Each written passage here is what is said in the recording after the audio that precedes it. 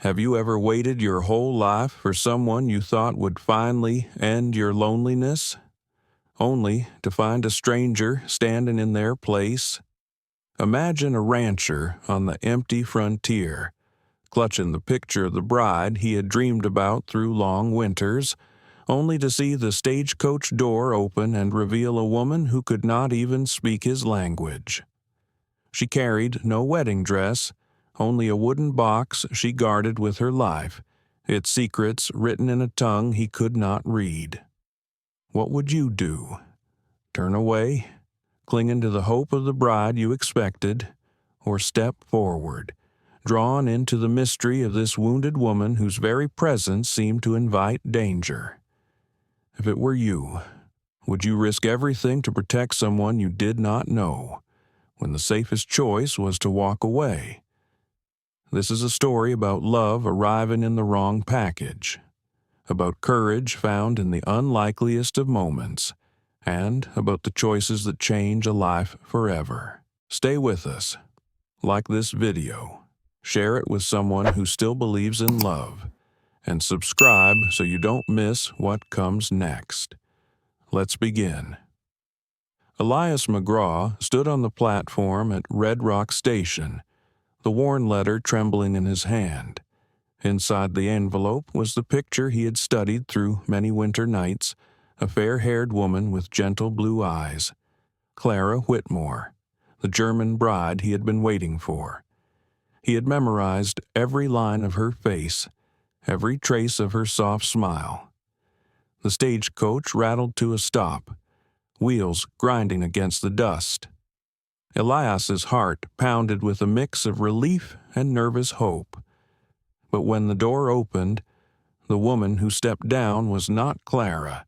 Her dark hair was pulled back severely, and her almond-shaped eyes swept across the platform with deliberate care.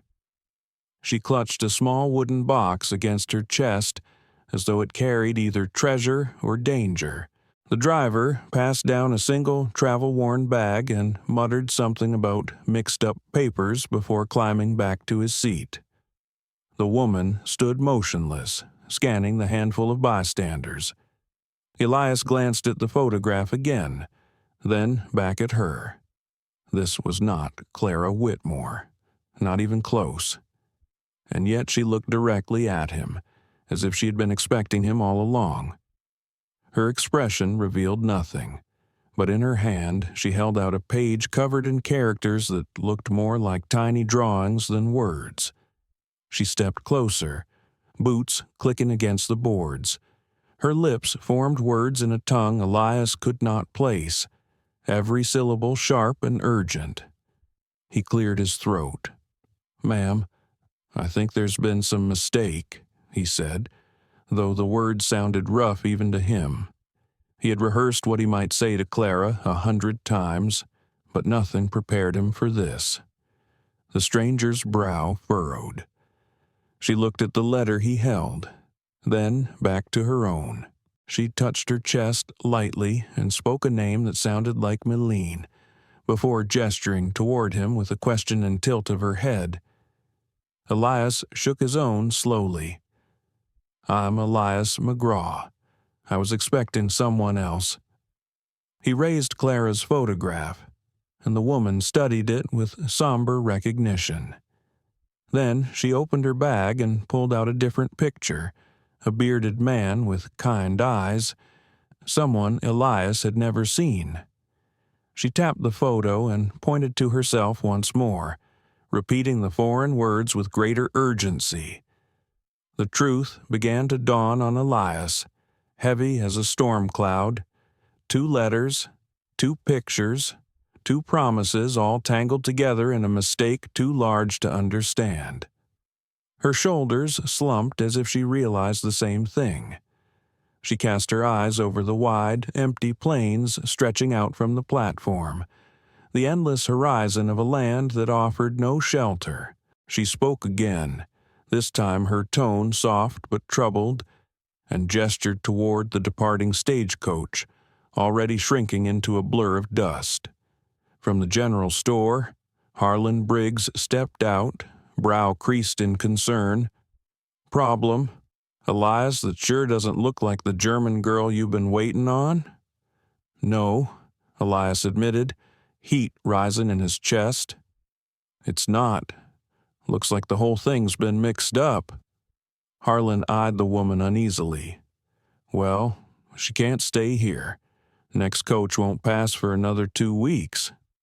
The stranger caught enough of their tone to sense her predicament.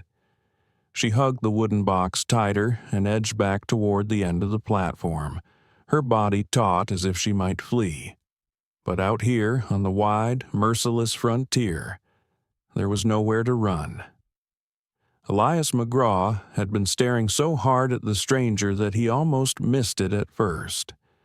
The sleeve of her dress was torn ragged, and a stain marked her travel bag in a dark, crusted patch that could only be blood. The discovery sent a jolt through him, scattering whatever frustration he still carried about Clara's absence. The letter and photograph in his pocket no longer seemed to matter. There was a wounded woman standing before him, and she was hiding it. Elias stepped forward instead of retreating. He noticed the way her body stiffened, how she tried to shift the bag behind her back.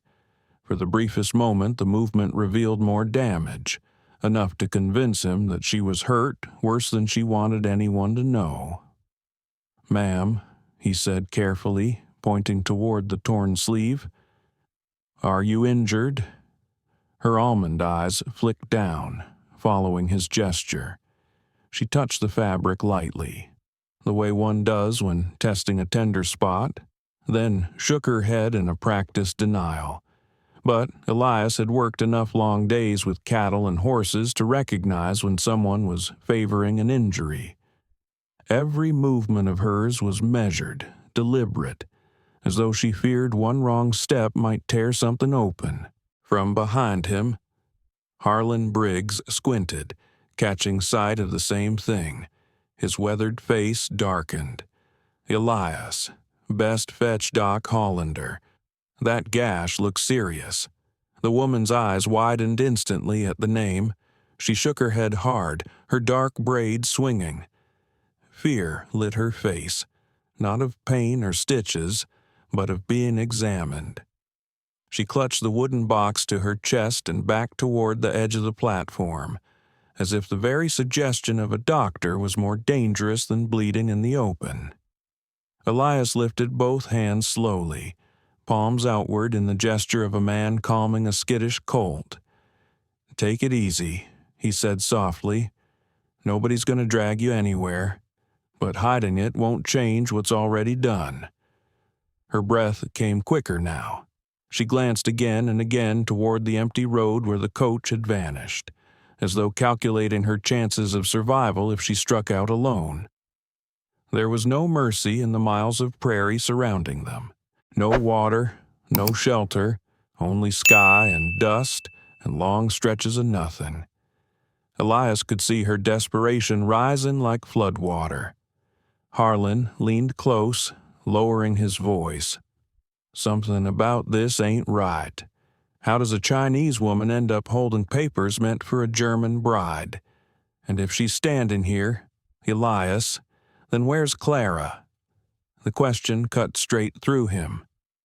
For 8 months, Clara's letters had been his lifeline through lonely evenings and biting winters. If this stranger had arrived in her place, what had become of the woman he had promised to marry? The woman must have understood more than they thought, because she quickly dug into her bag with trembling fingers. She drew out a bundle of letters bound with twine. Elias saw at once that the handwriting was English, but the name on the front was wrong. The address didn't belong to his ranch outside Red Rock. It belonged to Ash Hollow Settlement, nearly 100 miles north. She tapped the letters, then pointed to herself, then down the road where the stagecoach had vanished in the haze. Understanding came into focus. She wasn't meant to meet Elias at all. Her journey had been bound for someone else entirely. "Ash Hollow," Harlan muttered under his breath. That's where Magnus Eriksson lives. Fella's been chasing the idea of a wife for near 5 years now. At the mention of the name, the woman's face lit with recognition. She nodded quickly, eyes searching theirs to see if she'd gotten her point across. But the relief of recognition lasted only a heartbeat. Almost at once she looked to the sinking sun, then back at the road, lips moving in what sounded like a prayer. Whatever had happened along her route, whatever danger had torn her dress and stained her bag, time was against her. Elias felt the truth settle heavy in his gut. If he left her standing here, she would not last long, and if he ignored her, he would be as guilty as any man who turned away from someone in need. He made his decision before reason had the chance to argue. "Harlan," he said with quiet resolve, "hitch my wagon. I'm taking her to Ash Hollow." The older man gaped at him. "That's a hard ride through rough country." "Elias, you don't even know if Eriksson's still expecting her." But Elias was already gathering supplies, buckling straps, checking the harness. The woman watched him with keen intelligence, following every move, even if she couldn't understand the words. When he pointed to the wagon, she gave a quick nod, relief flashing through her eyes, and bent to gather her belongings. As she lifted her bag, she winced, pressing her free hand against her ribs. The motion tugged her dress tight across her side, exposing a darker patch spreading across the fabric. The blood was fresher than he had feared. "Ma'am," Elias said firmly, stepping closer. "You're bleeding." She shook her head in defiance, but her strength faltered. Her knees bent, and Elias caught her elbow just before she collapsed. She trembled beneath his grip, fighting to stay upright. The wooden box slipped from her grasp, and for a breath Elias thought it would smash against the planks. But with startling reflexes, she snatched it back, clutching it to her chest. The box rattled as though it held metal pieces or coins, something valuable enough to risk her life protecting. Elias softened his voice. "Look, I don't know what happened on that coach. I don't need to know. What matters is you're hurt. You're in the wrong place, and night's coming fast. You can trust me to see you where you need to go, or you can try to make it on your own." Her dark eyes searched his face with an intensity that made the air feel heavier. Whatever she found, there seemed to calm her, because she gave the faintest nod. Harlan returned, carrying a small satchel of bandages and a flask of whiskey. "At least, let me bind that wound before you two set out," he said gruffly. "Can't have her bleeding out on the trail." The woman stiffened but didn't resist this time. She lowered the box carefully beside her boots and lifted her arm with visible effort. The fabric drew back, and the wound came into view. A clean slash running along her ribs, not the tearing of an accident, the cut of a blade. Harlan's hand stilled. He exchanged a troubled look with Elias over the woman's bowed head. This was no misstep on a jolting ride. Someone had wanted to hurt her. The woman endured the cleaning without a sound, though Elias saw her jaw tighten with the sting of whiskey. Still, her eyes strayed again and again to the horizon, listening for something none of them could hear yet. When the bandage was tied, she immediately snatched the wooden box back into her lap, fingers white against the lid. The importance of its contents was beyond question now. Elias studied her a moment longer, his chest tight. Clara was gone, perhaps lost to some cruel mistake, but the woman before him was flesh and blood, frightened yet determined. She had arrived in his life by accident, but accidents often revealed truths that plans never could. "All right then," he said, helping her toward the wagon. Ash, hollow it is. The prairie stretched wide and silent around them, the sky already deepening toward dusk. Somewhere beyond the horizon, danger waited. Elias could feel it as surely as he felt the weight of his revolver at his side. And, though he told himself he was only carrying out an obligation, he knew in his bones that this choice, this stranger, was about to change the course of his life in ways he could not yet imagine. Elias McGraw could see the strain on the young woman's face. She was too pale, her breathing uneven, and the blood darkening her dress told him the wound was no small scrape.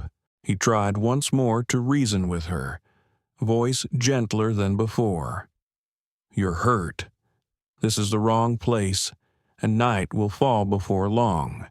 You can come with me, or you can risk being alone out there."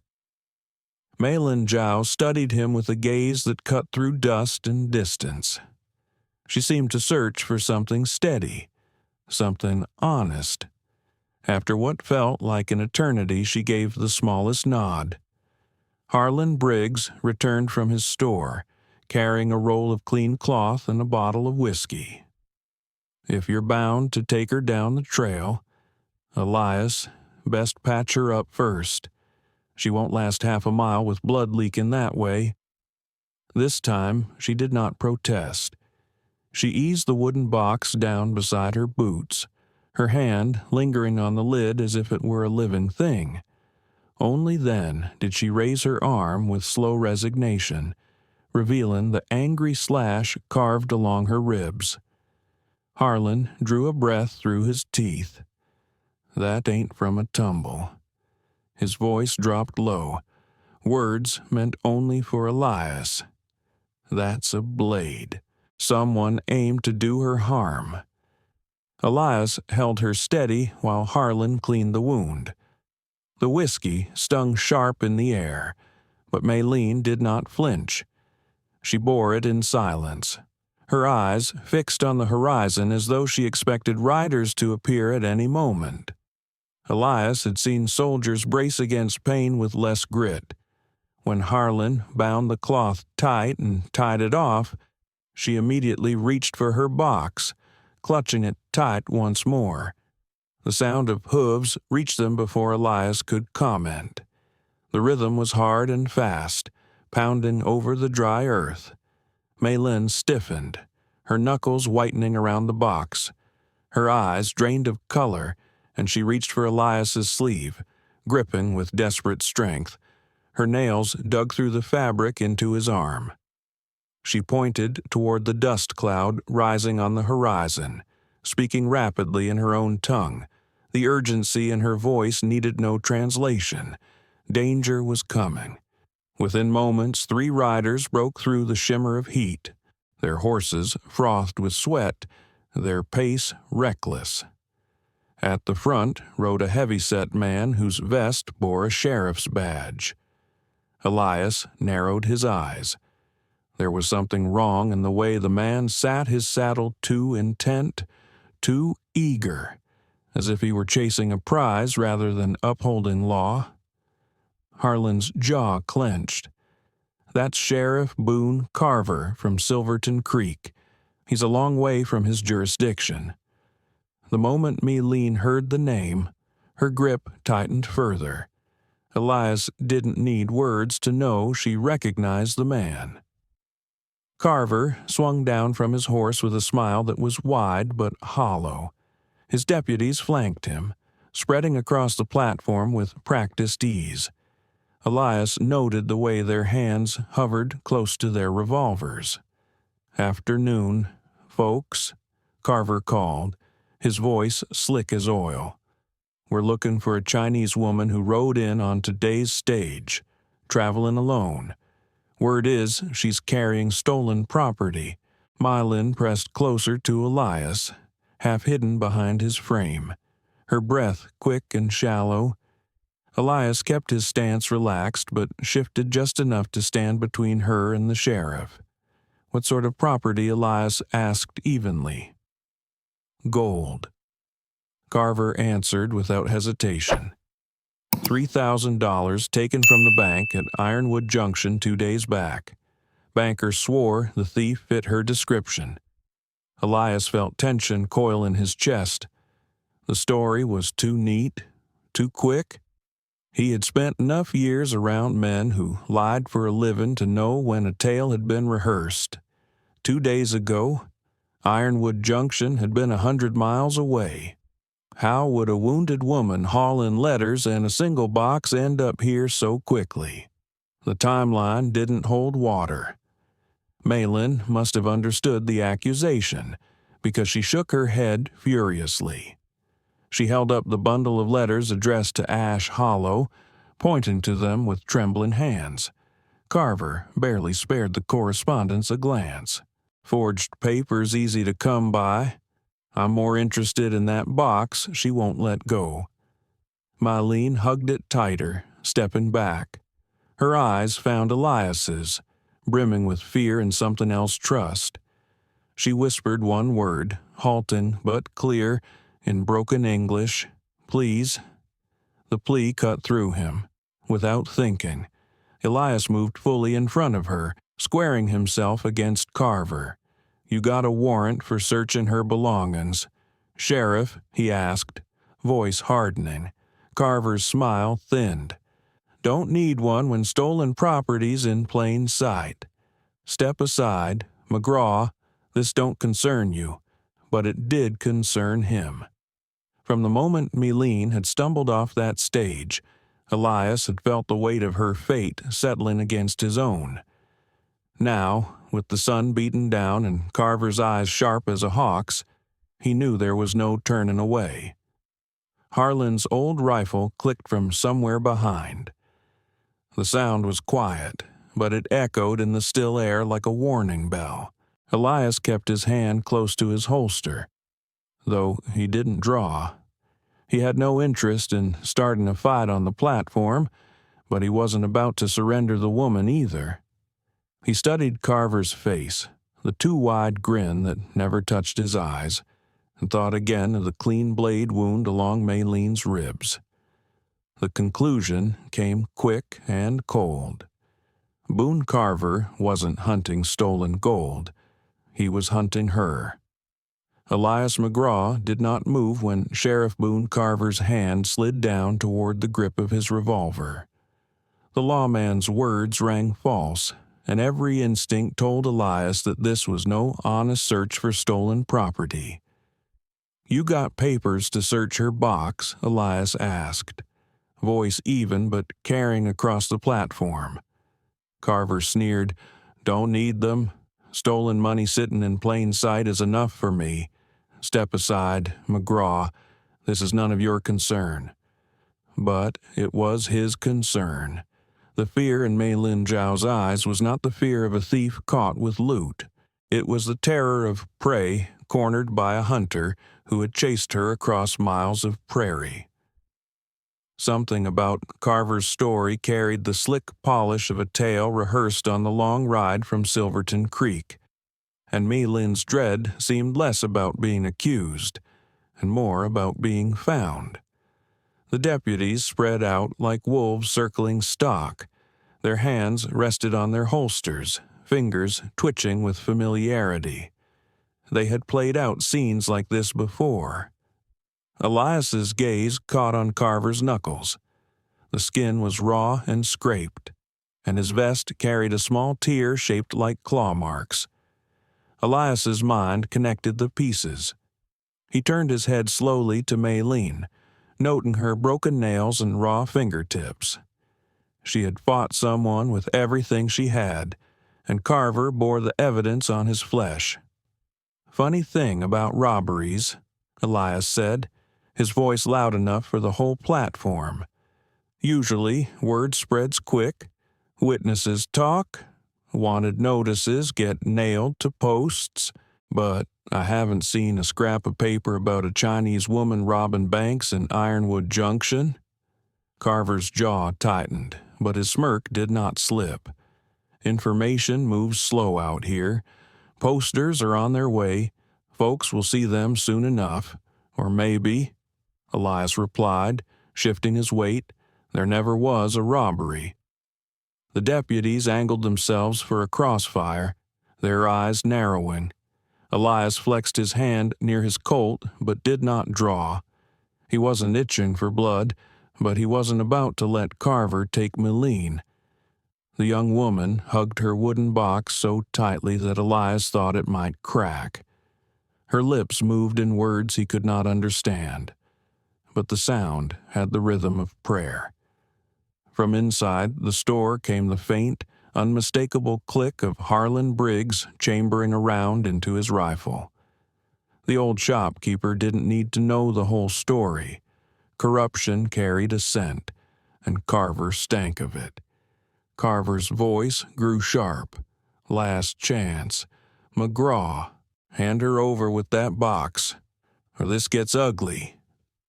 It's already ugly, Elias said, his tone steady. I reckon you're the one who cut her side. You tried to take what she carried, and she fought back harder than you thought. Mylene's eyes widened as she caught enough to realize Elias was speaking in her defense.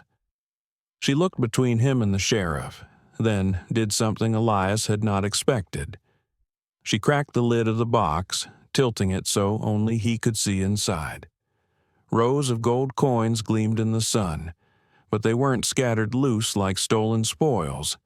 They were wrapped carefully in silk cloth, each bundle tagged with neat Chinese characters.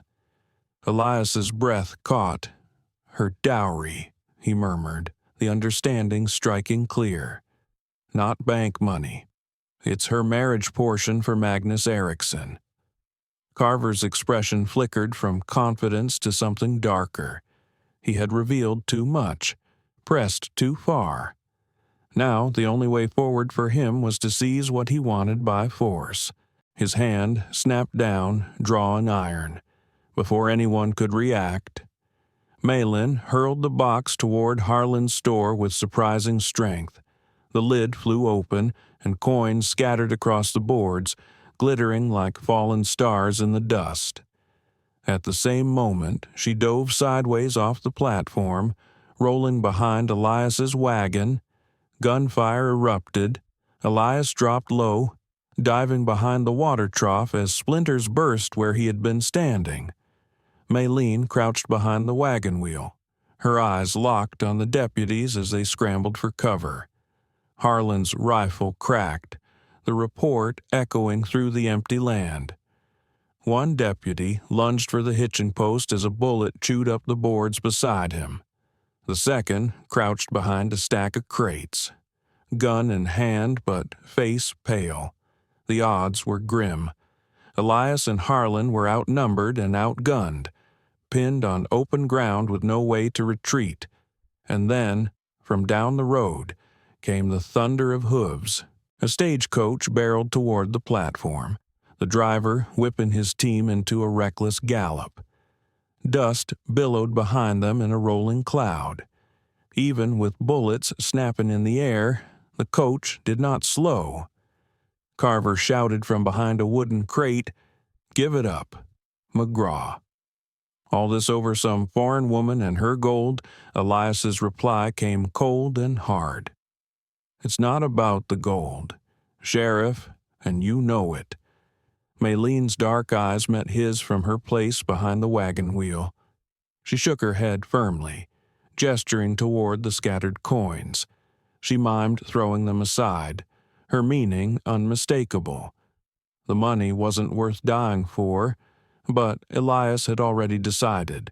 This was no longer about money, or mistaken identities, or even a bride lost in translation.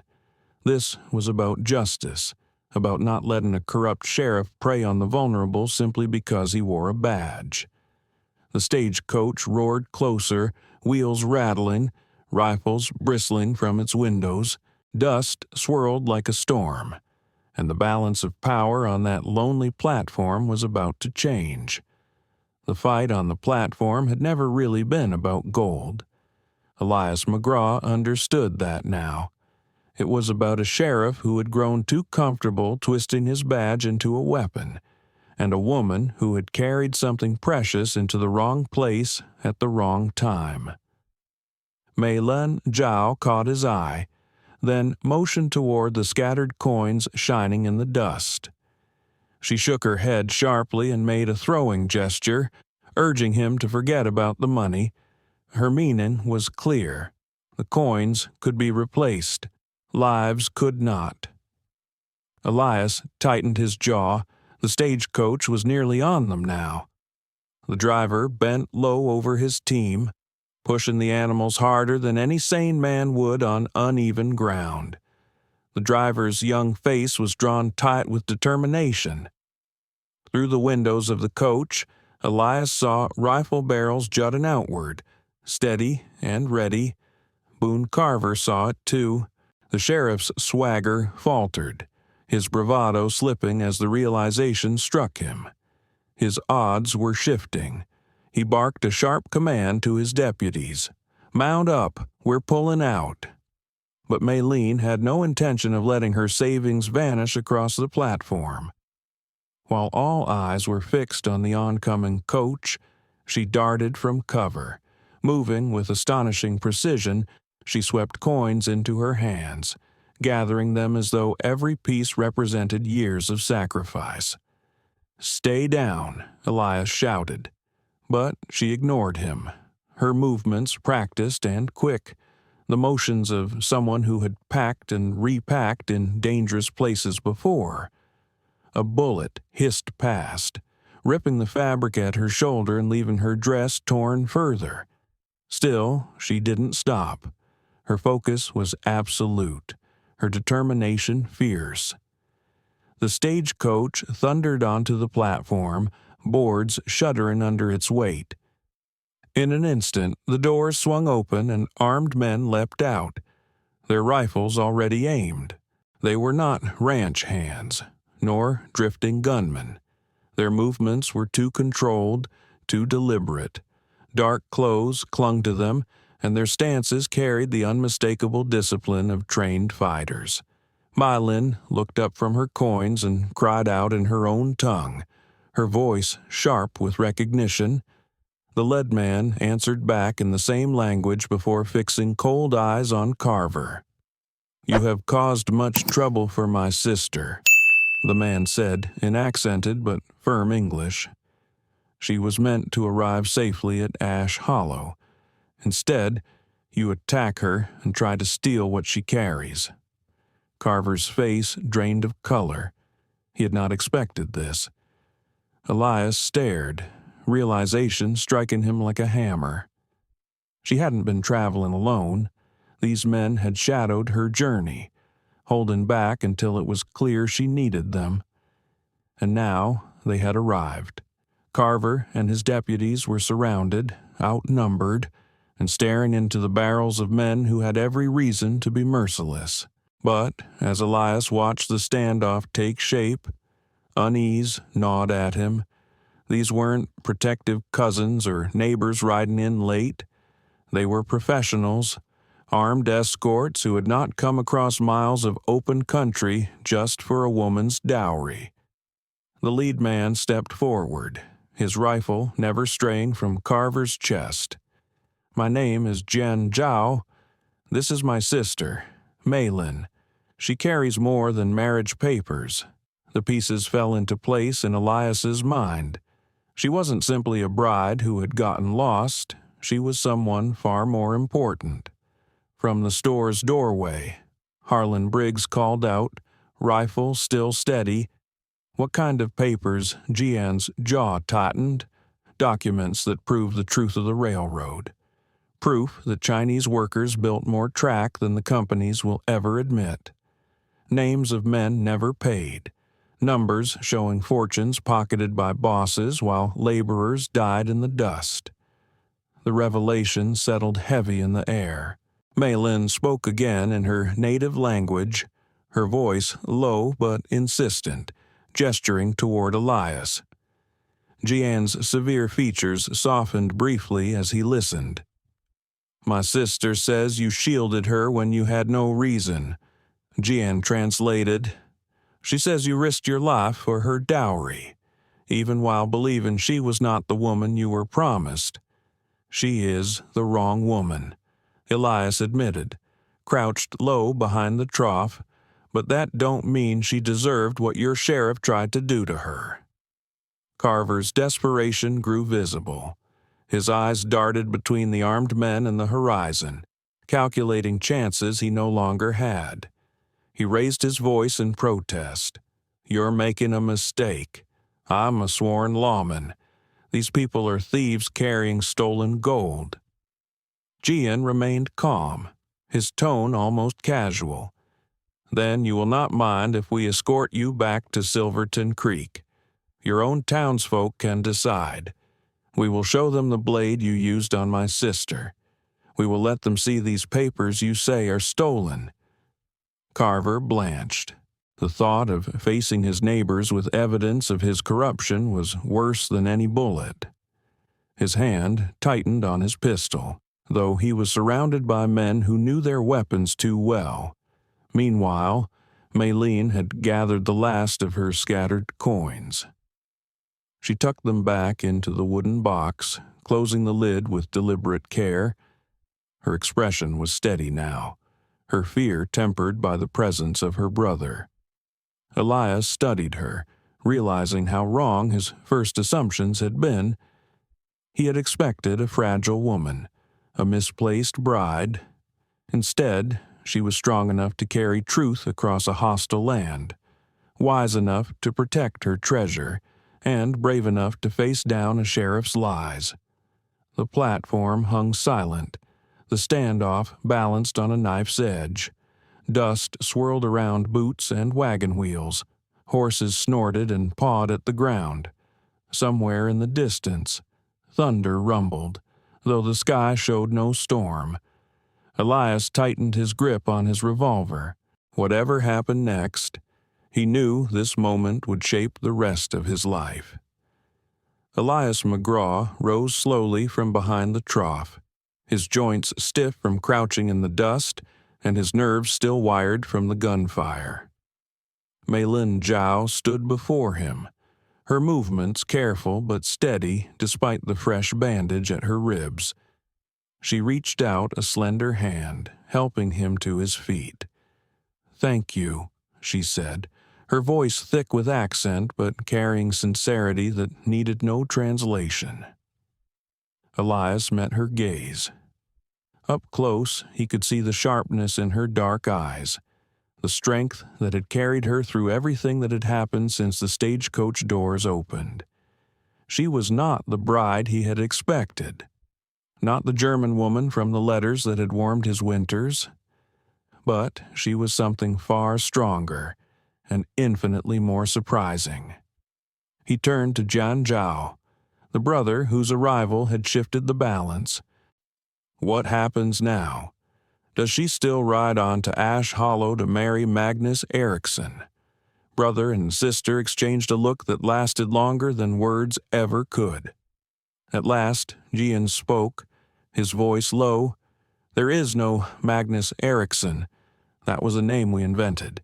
An address created to give my sister cover on this road." Elias stared at him, stunned. Then why was she here? Jian straightened his shoulders, pride softening the harsh lines of his face, to meet with the railroad officials in Denver. She keeps records better than any foreman you've ever seen, and she speaks 5 languages. She came to ensure our people are paid what was promised. Maylene added in careful English, each word slow but firm. I have names, numbers, truth about who built track. Too many died, too many cheated. Elias let out a slow breath. The cleverness of the disguise struck him. A lone Chinese woman traveling west would be questioned at every stop, harassed at every town. But a supposed bride, bound for her husband's homestead, seemed harmless enough. It had been the perfect ruse until Boone Carver caught her trail. The sheriff made his move even as the truth settled over them. Carver lunged for his horse, desperation plain on his face. But a shot cracked from the doorway of Harlan's store, and the lawman collapsed in the dust with a cry, clutching his leg. "That's for trying to rob a woman under my roof," Harlan shouted grimly, smoke curling from the barrel of his rifle.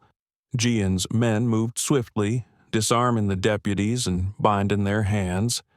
The fight was over, the outcome final. Boone Carver would limp back to Silverton Creek not as sheriff, but as a disgraced man dragged into justice by the very people he had tried to prey upon. His career was finished. Elias turned back to Maylin, his voice quiet. "What happens now?" "For you." She looked at her brother, then spoke in her own tongue. Gian listened, then smiled faintly. "She says the plan had been to continue to Denver after meeting in Ash Hollow.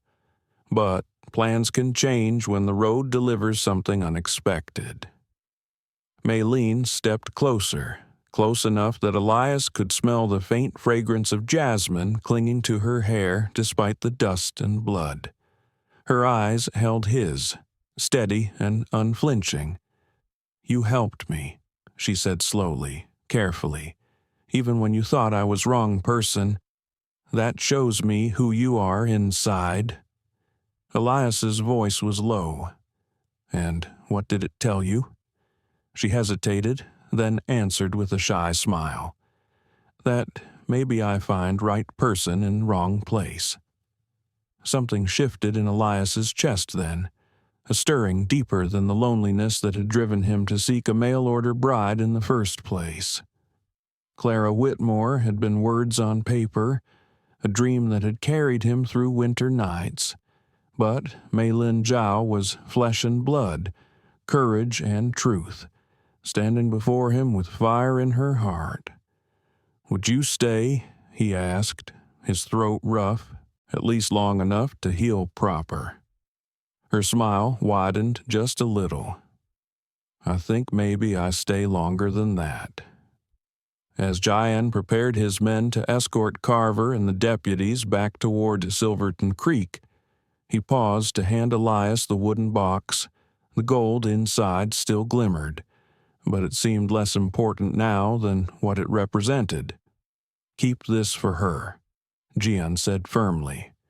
"She has chosen to trust you with something worth more than coin." Elias accepted the box with reverence, feeling the weight of the choice behind it. When the riders departed with their prisoners, the dust settled back into the silence of Red Rock Station. The sun hung low in the sky, painting the prairie in shades of copper and gold. Elias stood on the platform, the box in his hands, Maylin beside him. He realized then that life had a way of sending a man what he needed, even when it wasn't what he had asked for. He had thought he needed Clara Whitmore, the German bride whose letters had filled his cabin with imagined warmth. But the truth was different. What he had needed was a partner strong enough to face down injustice, wise enough to hold secrets that mattered, and brave enough to stand her ground when the odds were against her. The loneliness that had haunted Elias McGraw's ranch had vanished. In its place was something real, something unexpected, something infinitely more valuable than any arrangement sealed with ink and a photograph. As the sun dipped toward the horizon and the long shadows stretched across the empty land, Elias turned to Maylin Zhao. Her eyes reflected the dying light, steady and alive with promise. "Sometimes," he thought, "the wrong letter brought to your door could change your life forever. Life often gives us what we did not ask for." The rancher sought comfort in a promised bride, believing that companionship could be ordered through letters and photographs. But instead, he met Maylene, a woman carrying not only her own wounds but also the truth of countless forgotten workers. What began as disappointment became the beginning of something greater, a partnership forged in courage and trust. For those of us who have lived long enough to know, We understand that life's blessings rarely arrive wrapped in the package we expected. Sometimes it is the wrong turn, the mistaken letter, or the stranger at the door that leads to our most meaningful journeys. The lesson is simple, yet profound.